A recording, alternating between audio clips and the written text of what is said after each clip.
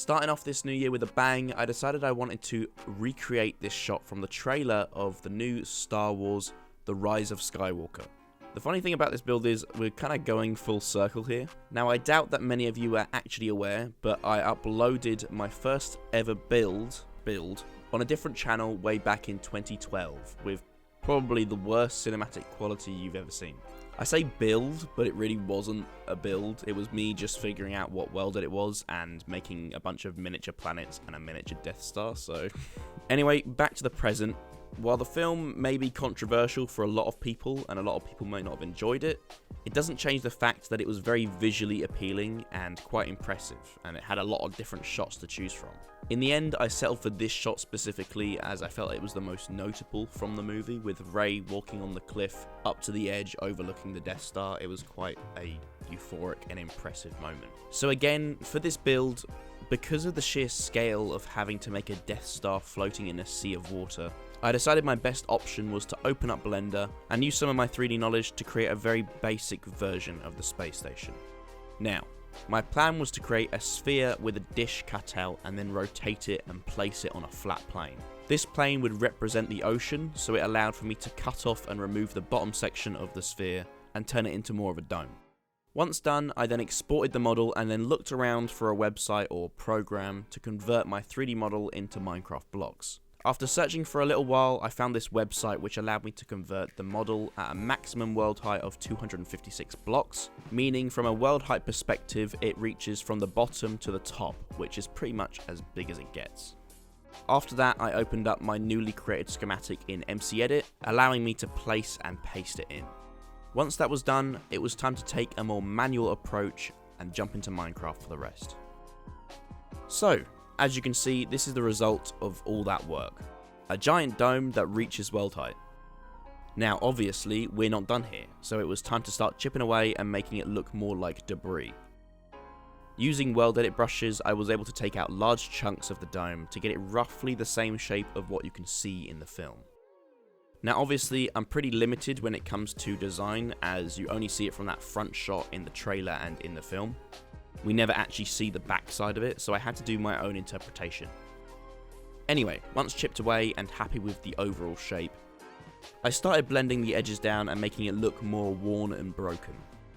Lastly, I take a smaller brush and etch in a line around the edge of the dish cutout, and then move on to the environment. On the opposite side of the Death Star, I extend out the stone surface and then begin making an outline pattern which would make the cliff edge. When working on the cliff, I really wanted to restrict the height that I would build it up to, as I didn't want it to dwarf the scale of the Death Star.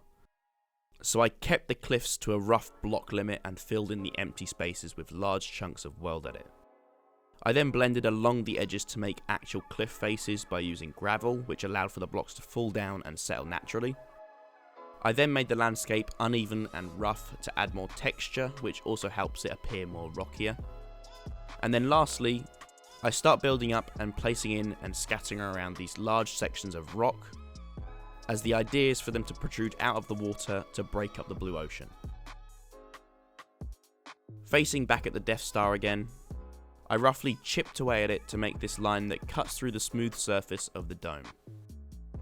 Then, similarly to the cliff face, I scattered around more large collections of rocks, which surrounded the Death Star debris, and I played around with some concepts for the water and how I intended to do it, as I wanted the waves to be crashing into the rocks and spraying froth up to the sides of them and on the Death Star.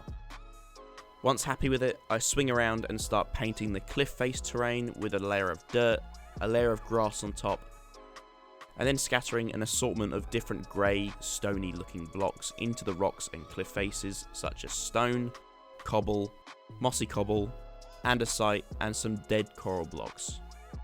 I then do a similar process on top to break up the grass a little bit. So, as I said earlier, I was playing around with some concepts for the ocean and how I intended to pull it off. I could have just made a normal flat ocean, but that was just too boring. I wanted to make a stormy ocean with some waves crashing into each other and making large frothy splashes as it hit the rocks. After a lot of messing around and trying different things, I settled on using the blob brush and tweaking the parameters of it to get the result I wanted. The blob brush is actually pretty unique, as each time you place it down it will create a random shape different to the last within the restrictions that you set. Although I would have rathered a longer, more vast crashing waves, this gives off a decent effect that I'm pretty happy with. I went around and placed this all over, filling in the dead space with an ocean of lapis blocks. Now that the ocean was set in place, I went around and cleaned things up around the edges, and then it was time to think outside the box. So, because Minecraft water is weird, if I was to convert all of the existing lapis to water straight away, it would automatically attempt to spread and fill in source blocks, ruining the shapes that I previously designed for the waves. So, to get around this, I had to cover up the lapis with a layer of barrier blocks to encase the water. This way it would retain its shape without any weird Minecraft water physics. I start by making it into a layer of glass so that you can see what I'm doing, and I then convert the glass into barrier blocks. All I have to do then is convert the lapis into water, and voila, we have an ocean. Now, to finish off the ocean, like I said earlier, I wanted to have the waves crashing into the rocks and splashing up the side of them. To achieve this, I went around with a mixed brush of cobwebs and air and painted the rocks and cliff faces with them as the waves met appropriately. I then did the same thing to the rocks around the Death Star and the Death Star itself, and I actually think I pulled off the look of it quite well. To finish things up, I scattered around wild grass and a few flowers all over the terrain, and with that, the build is complete.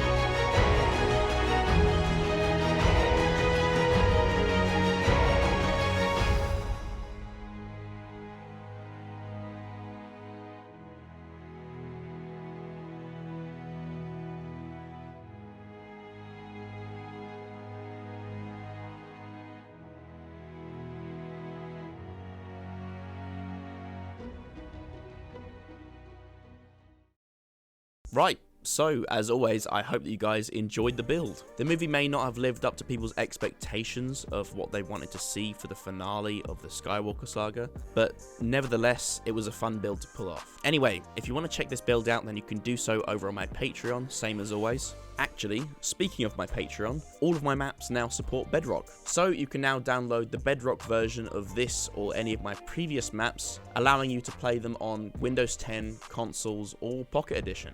Aside from that, you can always join the Discord server as well. I'll leave links to all of it down below. If you join the Discord server, then you'll also get access to the Minecraft server that I host publicly, and you can play with other people. But with that being said, I hope that you guys enjoyed, and I'll see you next time.